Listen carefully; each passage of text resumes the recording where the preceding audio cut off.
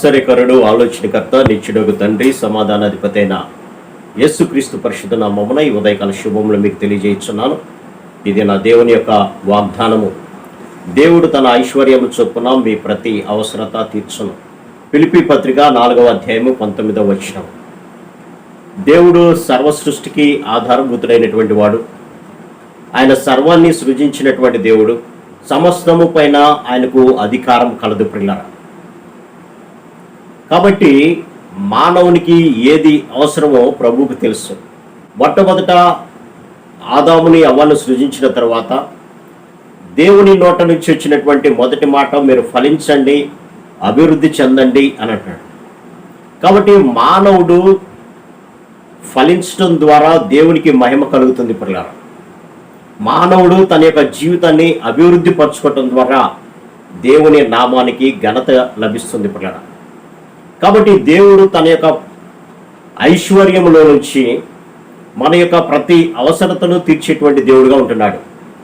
అందుకనే ప్రభు అంటాడు, మీకేది అవసరమో అడుగుడి, మీకు ఇవ్వబడును అని అంటున్నాడు. చాలామంది యొక్క జీవితాల్లో దేవుని యొక్క ఆశీర్వాదాలను పొందుకోలేకపోవటానికి కారణం ఏంటంటే, దేవుణ్ణి అడగనందున, దేవుని మీద సంపూర్తిగా విశ్వాసం ఉంచి ఆధారపడకపోవటం వల్ల చాలా విషయాల్లో మానవుడు దేవుని యొక్క ఆశీర్వాదాన్ని పొందుకోలేక వెనకబడిపోతున్నాడు పిల్లరా. అడుగుడి, మీకు ఇవ్వబడును, తట్టండి, మీకు తెరవబడును అని అంటున్నాడు ప్రభు. కానీ అటువంటి విశ్వాస సంబంధమైనటువంటి స్థితిలోనికి మానవుడు వెళ్ళలేక దేవుని యొక్క ఆశీర్వాదాలను పొందుకునే స్థితిలో ఉంటున్నాడు పిల్లరా. కానీ ప్రభు అంటున్నాడు, మీకు ఏది అవసరమో అది అడుగుడి, నేను ఇస్తాను అంటున్నాడు. అయితే అడిగేటువంటి వాడు ఏమాత్రము కూడా సందేహించకుండా ప్రభువుని అడగాలని వాక్యం సెలవిస్తుంది. కాబట్టి ప్రభువుని అడిగినప్పుడు ఆయన తన యొక్క ఐశ్వర్యం నుంచి మనకు ఇచ్చేటువంటి వాడుగా ఉంటున్నాడు. అయితే చాలామంది ప్రభు అడగమన్నాడు కదా అని ఇహలోక సంబంధమైనటువంటి, తాత్కాలికమైనటువంటి, శరీర సంబంధమైనటువంటి కోరికల వైపు మొగ్గు చూపుతున్నారు. కానీ శ్రేష్టమైనటువంటి పరలోక సంబంధమైనటువంటి ఆశీర్వాదాలు అడగట్లేదు పిల్లారా.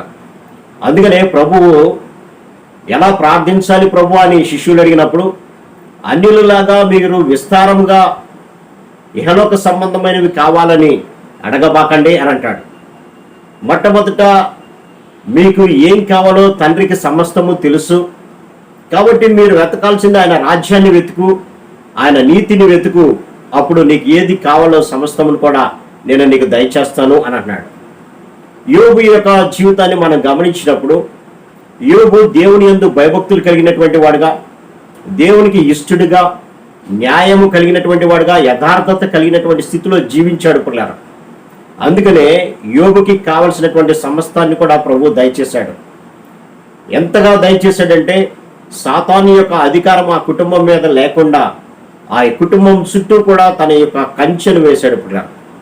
కాబట్టి మనము కూడా మన జీవితాల్లో యథార్థత కలిగి దేవునికి నమ్మకముగా ఉంటూ జీవించినట్లయితే మనకు కావలసినటువంటి ప్రతి అవసరత ఆయన ఇస్తాడు. అందుకనే ఆయన యందు విశ్వాసము కలిగినటువంటి వారికి సమస్తమును కూడా సమకూడి మేలు జరుగుతుంది అని అంటాడు. కాబట్టి మన జీవితాలను ఒకసారి పరిశీలన చేసుకుందాం. ఎందుకు దేవుని యొక్క ఆశీర్వాదాలు పొందలేకపోతున్నాం?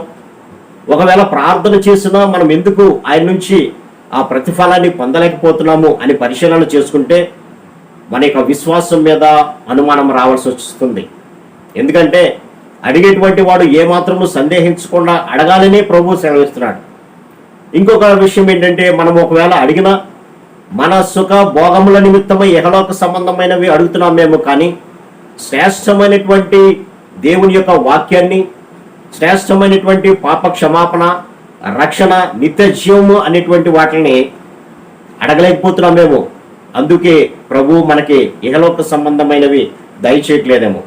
ఎప్పుడైతే మనము మన రక్షణకు సంబంధించినటువంటి పాప క్షమాపణ, రక్షణ, నిత్య జీవాన్ని గురించి ప్రభు సన్నిధిలో గోజాడతామో, ఈ లోకపరంగా మనకి ఏదైతే అవసరమవుతుందో సమస్తమును దయచేసేటువంటి దేవుడుగా ఉంటున్నాడు పిల్లరా. కాబట్టి మొట్టమొదట ఆయన రాజ్యాన్ని, నీతిని మనం వెతుకుదాం. తద్వారా ఈ లోకంలో మనకు కావలసినటువంటి సమస్తాన్ని కూడా మనం పొందుకుందాం. అట్టి కృపా పరిశుద్ధాత్మ దేవుడు మనందరికి దయచేయను గాక. ఆమేన్. ప్రార్థన. సర్వశక్తుడా ప్రేమగల మా తండ్రి, మీరు ఇచ్చిన కొద్ది మాటలను బట్టి మీకు వందనాలు తండ్రి. మీ ఐశ్వర్యంలో నుంచి మాకు కావలసిన సమస్తాన్ని ఇస్తున్న వాగ్దానం చేసాం ప్రభా. ఆ వాగ్దానాన్ని ఎత్తి పట్టుకొని మాకు ఈ లోకంలో ఏదైతే అవసరతగా ఉన్నదో ప్రభా, మరొకగా పాప క్షమాపణ, మీ అందు విశ్వాసంతో కొనసాగేటువంటి స్థితి, మిమ్మల్ని అడిగి గోజాడి దాన్ని పొందుకొని శరీర సంబంధమైనటువంటి ఆశీర్వాదాలను కూడా మేము పొందుకోవడానికి కృప చూపించమని యేసు నామమున అడిగి పెట్టుకొచ్చున్నాం తండ్రి. ఆమేన్. God bless you.